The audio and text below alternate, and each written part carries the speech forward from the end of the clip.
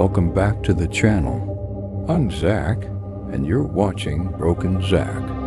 This is part 4 of our series called The Black Files. Let's begin. The confusion technique. You're in a conversation. Someone says something that almost makes sense, but not quite. You pause, tilt your head. Your brain reaches to fill in the gap. That pause, that moment of mental fog, that's the opening. This is the confusion technique, a manipulation tactic that introduces just enough uncertainty to jam your thinking, interrupt your logic, and make space for suggestion. It's not nonsense, not a lie, just slightly off, just unclear enough to make you slow down and try to decode what was said. And while your brain is busy doing that, they keep talking, because if they can get you to think slower, they can persuade faster. Here's why it works. When we're confused, our minds shift from defending to decoding. We stop arguing. We start absorbing. Not because we agree, but because we want to understand. And that's when the message slips in, not through logic, but through mental vulnerability. Cults use it. In early speeches and writing, they start with vague philosophy, abstract metaphors, open-ended meanings, and the listener, they project their own thoughts onto the message and mistake that projection for understanding. Scammers use it too. They mix real words with fake urgency. You've already won, but we just need your verification. This is a pre-approved, limited-time confirmation of your application request. By the time you realize it makes no sense, you've already clicked. Even politicians and public figures use it.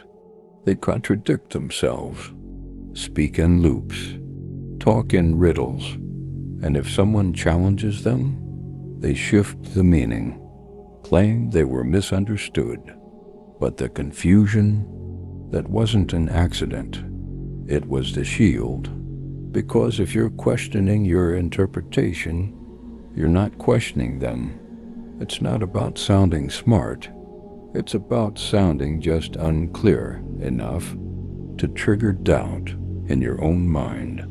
So how do you resist? When something sounds wrong, but you can't explain why, stop.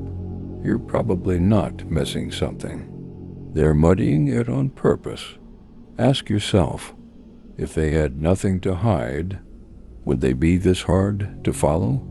Because clear language is honesty, and confusion, that's often a feature, not a bug, and that is the confusion technique.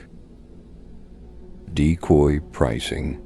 You're choosing between 2 drinks. One is $3, the other is $7. You go with the cheap one. Simple. But then a third one appears. $6.5 ale, smaller than the $7 drink, barely better than the $3 one. And now, somehow, that $7 option suddenly feels smart, premium, worth it. You didn't just upgrade, you got played. This is decoy pricing, a manipulation trick that rewires your judgment. A third option is placed beside 2 others, not to be bought, but to make the expensive one feel reasonable by comparison. The decoy is the shadow, the illusion, and it bends your logic without you realizing it. Researchers tested this in the real world. At a movie theater, people were offered 2 popcorns, small, $3, large, $7. Most chose the small. But then they added a third, a medium for $6.50. Suddenly, everyone rushed for the large. Sales exploded. Why?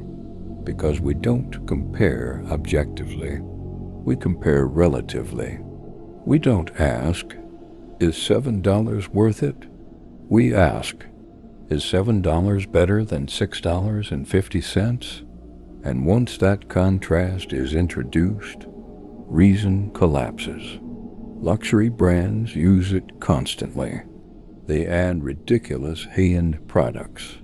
$20,000 watches, $5,000 handbags, not to sell, but to make the $1,200 version seem like a steal. SaaS companies do it too. 3 plans: basic, premium, and a bloated, overpriced enterprise tier that nobody ever buys. But that top-tier plan isn't useless. It's bait. It makes the middle option feel safe. Even extremist groups use this. They introduce a shocking belief, something clearly unacceptable. Then they offer you a slightly less extreme version. It feels like compromise, but it's coercion dressed as choice. So how do you defend yourself? Simple. Look for the unreasonable middle, the option that no one is really meant to choose. Then ask yourself, would this still feel like a good decision if the worst one wasn't here at all? Because when decoys are on the table, the smartest choice might be walking away from all of them, and that is decoy pricing. Mirroring. You sit across from someone. They lean in. So you lean in. They cross their arms. A few seconds later, so do you. You didn't notice, but your brain did. And in that quiet echo, trust begins to grow. This is mirroring, the subtle, almost invisible act of copying someone's body language, tone, or speech rhythm to trigger unconscious connection. It's one of the oldest tricks in the social playbook, and it works because we're wired for it. Humans are tribal creatures. Sameness feels safe.